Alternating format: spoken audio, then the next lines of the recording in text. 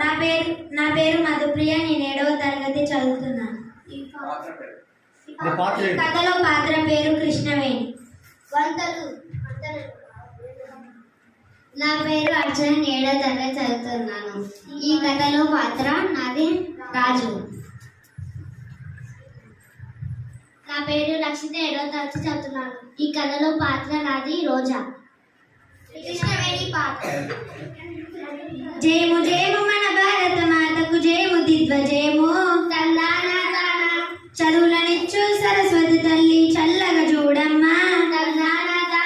సిరులనిచ్చే శ్రీ మహాలక్ష్మి కరుణ చూపవమ్మ.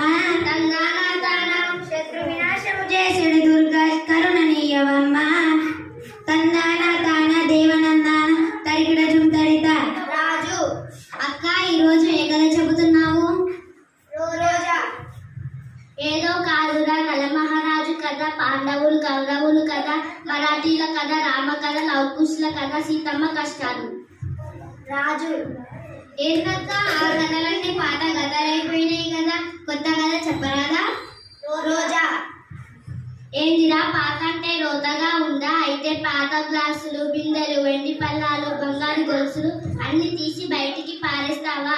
ప్రతి వాడికి ఇదో ఫ్యాషన్ అయిపోయింది. పాతలేదే కొత్త లెక్కడిరా, తిక్క సన్నాసి. ఇప్పుడు కొత్త కొత్త అని అరుస్తున్నారు కానీ ఈ కొత్త అంతా పాతలో నుంచే కదరా పుట్టింది. రాజు. అరే, ఇప్పుడు నేనేమన్నానని కరెంట్ షాక్ తగిలిన కాకి లెక్క అట్లా అరుస్తున్నావు? పాత అంటే రోతని నేనేమన్నా అన్నానా? కాలం మారినా ఇంకా మనం పాతలోనే బ్రతుకుతున్నామా?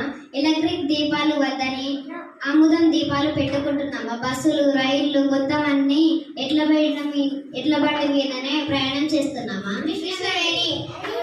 అదే